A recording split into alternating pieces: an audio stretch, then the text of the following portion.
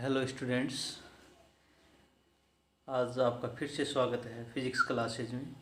कल हमने पढ़ा था, जो चैप्टर अपन ने शुरू किया था चालक की धारिता। उसमें अपन ने पढ़ा था सबसे पहले पदार्थों के प्रकार, जिसमें चालक, कुचालक और अर्धचालक, चालक, कुचालक, अर्धचालक। ठीक है। उसके बाद अपन ने इलेक्ट्रॉनों के बारे में पढ़ा, या आवेश के बारे में, मुक्त आवेश और बद्ध आवेश, मुक्त आवेश और बद्ध आवेश पढ़ा। उसके बाद अपन ने जो कुचालक पदार्थ थे, कुचालक पदार्थों को अपन क्या बोलते हैं? पैरावैद्युत पदार्थ, पैरावैद्युत पदार्थ। ठीक है। पैरावैद्युत पदार्थों के दो प्रकार पढ़े थे अपन ने, एक ध्रुवीय, एक पढ़े थे अपन ने ध्रुवीय, और एक पढ़े थे अपन ने अध्रुवीय पैरावैद्युत पदार्थ, अध्रुवीय पैरावैद्युत पदार्थ। ठीक है। ध्रुवीय पैरावैद्युत पदार्थ क्या थे? वे पैरावैद्युत पदार्थ जिनके क्या हो, जिनके अणुओं के क्या हो, केंद्र क्या हो, अलग अलग हो। जैसे धनात्मक आवेश के इस तरफ और ऋणात्मक आवेश के इस तरफ। इनका क्या होता है? नेट जो द्विध्रुव आघूर्ण होता है, नेट द्विध्रुव आघूर्ण इनका कितना होता है? 0 होता है। नेट द्विध्रुव आघूर्ण कितना होता है? 0। यदि उनको बाद में विद्युत क्षेत्र में क्या किया जाए, रखा जाए, बाह्य विद्युत क्षेत्र लगाया जाए, तो क्या रहेंगे? एक ही दिशा में क्या हो जाएंगे? संरेखित हो जाते हैं। जो उनकी जो विद्युत द्विध्रुव आघूर्ण की जो दिशा होगी, वो क्या रहेगी? बाह्य विद्युत क्षेत्र की दिशा की क्या रहती है? विपरीत रहती है। ठीक है। उसके पश्चात अपन ने क्या पढ़े थे? अध्रुवीय पैरावैद्युत पदार्थ। अध्रुवीय पैरावैद्युत पदार्थ क्या थे? जिनके धनात्मक धनावेश या ऋणावेशों के क्या हो, केंद्र क्या हो, संपाती हो, मतलब एक के ऊपर एक रखा हुआ हो, तो वो क्या रहेंगे अपने पास? या केंद्र एक ही हो, तो वो क्या रहेंगे अपने पास? अध्रुवीय पैरावैद्युत पदार्थ कहलाते हैं। इनको भी बाह्य विद्युत क्षेत्र में रखते हैं तो क्या हो जाएंगे? इनके केंद्र अलग अलग हो जाएंगे। बाह्य विद्युत क्षेत्र की दिशा क्या है? पॉजिटिव से नेगेटिव की ओर रहेगी। ठीक है। तो ये क्या रहेंगे? इनकी बाह्य विद्युत क्षेत्र की दिशा क्या होती है? जो द्विध्रुव आघूर्ण होता है उनकी क्या होती है? विपरीत होती है। ठीक है। उसके पश्चात अपने पास आता है ध्रुवण। देखो, अपन बार बार कह रहे हैं, किसी भी क्षेत्र को अपन क्या करते हैं? बाह्य विद्युत क्षेत्र में रखते हैं। किसी भी अणु को, पैरावैद्युत पदार्थ को क्या रखते हैं? बाह्य विद्युत क्षेत्र में रखते हैं। तो बाह्य विद्युत क्षेत्र में रखने के कारण उनमें क्या होता है? प्रेरित द्विध्रुव आघूर्ण उत्पन्न हो जाता है। प्रेरित द्विध्रुव आघूर्ण उत्पन्न हो जाता है यदि किसी भी पैरावैद्युत अणु को क्या करते हैं? ध्रुवीय हो चाहे अध्रुवीय हो, दोनों में कोई से हो, उनको क्या करते हैं? बाह्य विद्युत क्षेत्र में रखते हैं। तो उनमें क्या होता है? प्रेरित द्विध्रुव आघूर्ण उत्पन्न हो जाता है। और इसी घटना को क्या कहते हैं? अपन क्या कहते हैं? ध्रुवण कहते हैं। बाह्य विद्युत क्षेत्र की उपस्थिति में पैरावैद्युत पदार्थ में विद्युत द्विध्रुव आघूर्ण प्रेरित होना, मतलब उत्पन्न होना ही क्या कहलाएगा अपने पास? ध्रुवण कहलाता है। बाह्य विद्युत क्षेत्र मतलब ये पहले कोई अपने पास क्या था? अध्रुवीय पैरावैद्युत पदार्थ, चाहे ध्रुवीय हो चाहे क्या हो, अध्रुवीय हो। अपन ने क्या किया? इसके ऊपर क्या कर दिया? लगा दिया यहाँ पर बाह्य विद्युत क्षेत्र ई वेक्टर लगा दिया।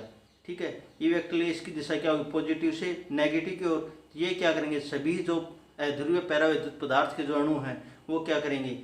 जो पॉजिटिव हो नेगेटिव की तरफ अट्रैक्ट होंगे, जो नेगेटिव हो क्या होंगे? पॉजिटिव की तरफ क्या रहेंगे? अट्रैक्ट रहेंगे। इनके कारण इनकी एक ही दिशा में क्या हो जाएगा? दिशा हो जाएगी। इनकी दिशा क्या होगी अपने पास? इस दिशा में हो जाएंगी। ठीक है। विपरीत दिशा में बाह्य विद्युत क्षेत्र की। और इनके कारण ही क्या हो जाता है? एक प्रेरित द्विध्रुव आघूर्ण उत्पन्न हो जाता है। जो प्रेरित द्विध्रुव आघूर्ण उत्पन्न होता है उसे ही अपन क्या कहते हैं? ध्रुवण कहते हैं। ठीक है। आई बात समझ में? उसके पश्चात ध्रुवण को भी अपन दो भागों में बांट दें, दो भागों में विभाजित कर दें। तो एक तो रेखीय समदैशिक पैरावैद्युत पदार्थ, जिनकी दिशा क्या हो, जिनकी दिशा क्या हो? पैरावैद्युत पदार्थ। यहाँ तो क्या है? बाह्य विद्युत क्षेत्र की दिशा और प्रेरित द्विध्रुव आघूर्ण की दिशा क्या है? विपरीत है। परंतु रेखीय समदैशिक में क्या रहेगा? उनका समान, वे पदार्थ जिनमें प्रेरित द्विध्रुव आघूर्ण या ध्रुवण बाह्य विद्युत क्षेत्र ई वेक्टर के क्या हो? समानुपाती हो। पी क्या हो? ई वेक्टर क्या हो? समानुपाती हो। ठीक है। या तथा उनके क्या हो? अनुदिश हो। अनुदिश मतलब दोनों की दिशा ही क्या रहे?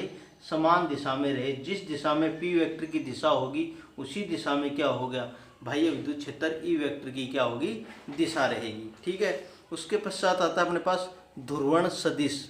ध्रुवण सदिश बाह्य विद्युत क्षेत्र के प्रभाव में इकाई आयतन में उत्पन्न द्विध्रुव आघूर्ण को पदार्थ का ध्रुवण सदिश पी वेक्टर कहते हैं। ठीक है, याद रखना इस पी वेक्टर को अपन दर्शाते हैं कैपिटल पी वेक्टर से, और उसको दर्शाएंगे अपन प्रेरित द्विध्रुव आघूर्ण को दर्शाते हैं अपन स्मॉल पी वेक्टर से। ठीक है, ध्रुवण सदिश पी वेक्टर कहते हैं। पी वेक्टर किसके होगा, ई वेक्टर के समानुपाती होगा, जो अपन ने पहले परिभाषा पढ़ी थी। पी वेक्टर क्या होगा, ई वेक्टर के समानुपाती। पी वेक्टर को समानुपाती स्थिरांक जब भी हटाते हैं तो वहां पर क्या आएगा, कोई न कोई नियतांक आएगा।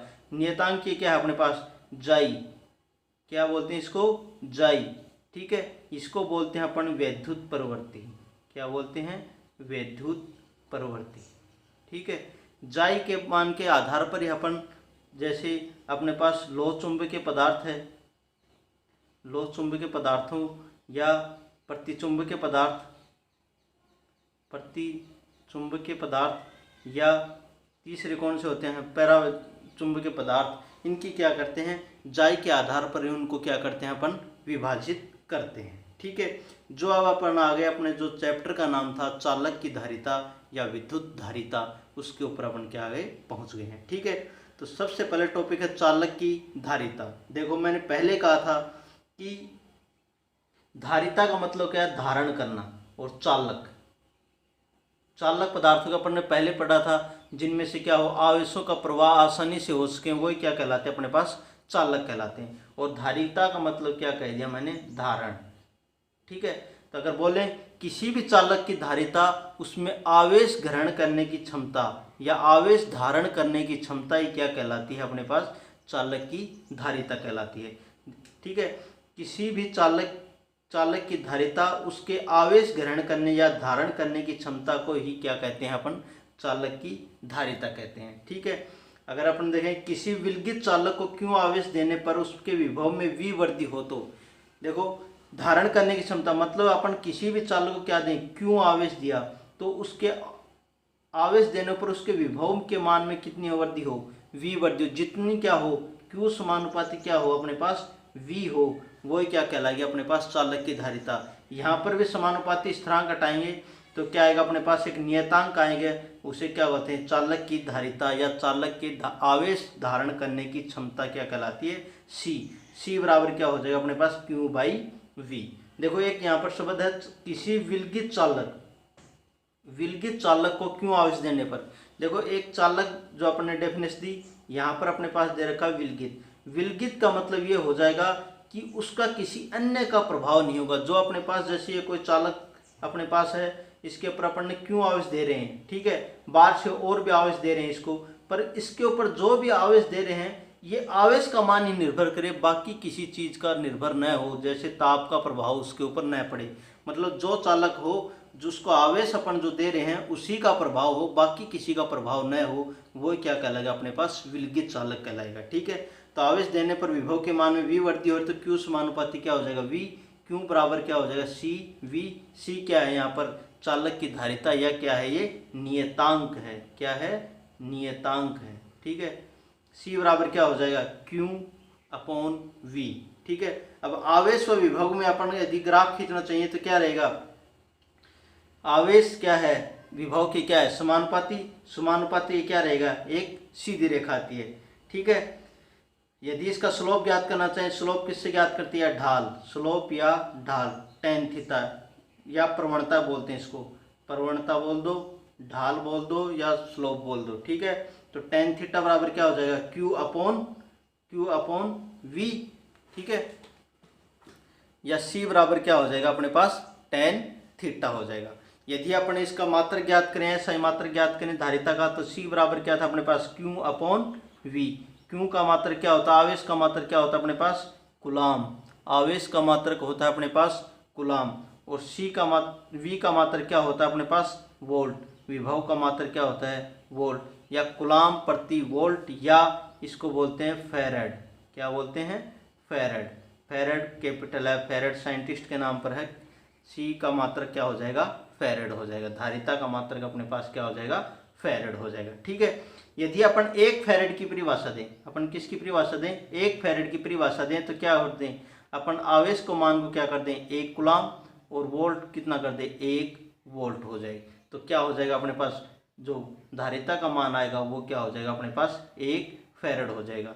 देखिए 1 फैरेड की परिभाषा लिख रखी है, किसी चालक को 1 कूलाम आवेश देने पर यदि उसके विभव में 1 वोल्ट की वृद्धि हो तो उसे क्या कहते हैं, चालक की धारिता कितनी होगी, 1 फैरेड होगी।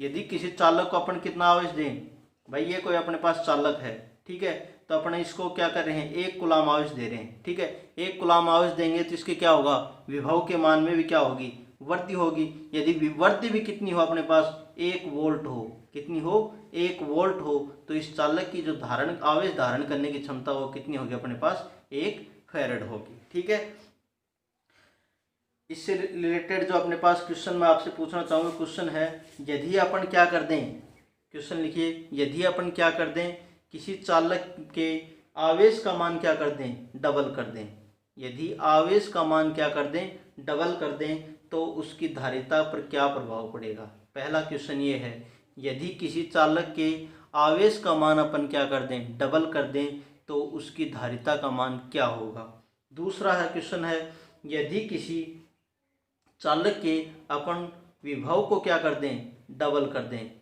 विभव को क्या कर दें, डबल कर दें, तो उसकी धारिता का मान क्या होगा। ठीक है, ये 2 क्वेश्चन है, यदि किसी चालक के आवेश का मान क्या कर दें अपन डबल कर दें, तो उसकी धारिता का मान क्या होगा। यदि किसी चालक पर अपन क्या कर दें, विभव के मान को डबल कर दें, तो उसकी धारिता का मान क्या होगा। ठीक है, तीसरा क्वेश्चन अगर अपन लिखना चाहें, यदि अपन लिखें Q का मान, यदि आवेश का मान अपन क्या करें चालक पर डबल कर रहे हैं, और V का मान क्या रखें अपन, विभव का मान क्या रख रहे हैं अपन, कांस्टेंट रख रहे हैं, नियत रख रहे हैं, विभव का मान क्या रख रहे हैं, कांस्टेंट या नियत रख रहे हैं, तो C का मान क्या होगा। ठीक है, C का मान क्या होगा। चौथा जो अपने पास क्वेश्चन है वो ये है, यदि अपन V के मान को क्या कर दें, डबल कर दें, V के मान विभव के मान को डबल कर दें, और Q के मान को जो आवेश है उसके मान को क्या कर दें अपन, कांस्टेंट कर दें, कांस्टेंट कर दें, तो C के मान को अपने पास क्या होगा। ठीक है, 4 क्वेश्चन है, करके देखना और भेजना। ठीक है, अब धारिता के अन्य मात्रक बताएं। मिली का मतलब क्या होता है, 10⁻³ फैरेड लिख रखा है तो फैरेड। माइक्रो का मतलब 10⁻⁻6 फैरेड। नैनो का मतलब 10⁻⁻9 फैरेड। पिको का मतलब 10⁻⁻12 फैरेड। ठीक है, नैनो, माइक्रो, मिली, पिको सभी याद रखना। ठीक है, पूछ सकते हैं, न्यूमेरिकल में दे सकते हैं, छोटे छोटे मान दे सकते हैं इनके, कि 1 माइक्रो फैरेड देते हैं लगभग में, तो माइक्रो फैरेड में कितना होते हैं 10⁻⁻6 फैरेड। जितने न्यूमेरिकल हैं उनमें लगभग में कितना मिलेगा अपने पास, माइक्रो फैरेड के रूप में मिलेगा। ठीक है, यदि अपन इसकी बात करें, इसकी विमा की बात करें धारिता की, तो अपन ने देखा है C बराबर अपने पास क्या है, Q बाई V। ठीक है, तो Q का मान तो अपने पास, Q का तो अपन बता देंगे क्या होता है, विमा A1T1, 11th क्लास में पढ़ा हुआ A1T1 है। V की निकालना चाहिए, V क्या है अपने पास, विभव। विभव की परिभाषा क्या होती है, विभव की परिभाषा क्या होती है, देखिए ये अपने पास कोई चालक है, आवेश रखा हुआ है, ठीक है, उसके चारों ओर क्या है, ये इसका विद्युत क्षेत्र है। यदि कोई आवेश स्थिर अवस्था में है तो उसके पास क्या होगा, विद्युत क्षेत्र रहेगा। अब क्या करें, कोई अन्य आवेश क्या है अपने पास, जो परीक्षण आवेश है Q0, ठीक है, तो उसको क्या करें अपन, अनंत से, इन्फिनिटी से लेकर कहाँ पर आ रहे हैं अपन, A पॉइंट पर लेकर आ रहे हैं, विद्युत क्षेत्र में स्थित किसी पॉइंट A तक लेकर आ रहे हैं। यदि विद्युत क्षेत्र में स्थित किसी बिंदु तक, अनंत से किसी बिंदु तक लाने में किया गया कार्य ही वो क्या कहलाएगा अपने पास, विद्युत विभव कहलाएगा। ठीक है, अनंत से लाने में किया गया कार्य ही, कोई आवेश को क्या करें, अनंत से लाने में किया गया कार्य ही क्या कहलाता है अपने पास, विद्युत विभव कहलाता है। तो V बराबर क्या हो जाएगा अपने पास, W/Q। परीक्षण आवेश को अनंत से लाने में किया गया कार्य ही क्या कहलाएगा अपने पास, विभव कहलाता है। ठीक है, अब देखो फॉर्मूले में रखो, तो C बराबर क्या हो जाएगा, Q/W, और ये Q/Q, तो C बराबर कितना हो जाएगा, Q² अपॉन W। तो Q का तो क्या होता है अपने पास A1 T1, तो C बराबर, यदि यहाँ देखो C बराबर Q की कितनी होगी अपने पास A1 T1 का स्क्वायर, W का कितना होता है अपने पास, W कितनी होगी अपने पास M1 L2 T माइनस का 2, M1 L2 T माइनस का 2। अब देखिए टोटल धारिता क्या हो जाएगी अपने पास, C क्या हो जाएगी A1 नहीं A2 T माइनस का 2 M1 M माइनस का 1 L माइनस का 2 T माइनस प्लस का 2। टोटल लिख के लिखेंगे तो क्या हो जाएगा, सबसे पहले किसके लिखेंगे, M को लिखेंगे, तो क्या हो जाएगा M माइनस का 1 L माइनस का 2 T कितना होगा, 2 ये है अपने पास पॉजिटिव में, 2 ये है 2 ये है, कितना हो जाएगा T की पावर 4 और A2। ये क्या हो जाएगी अपने पास चालक की, उस चालक की क्या हो जाएगी धारिता की विमा। वही कर रखा है C बराबर Q बाई V, V क्या हो जाएगा W अपॉन Q, तो C बराबर क्या हो जाएगा Q² अपॉन W।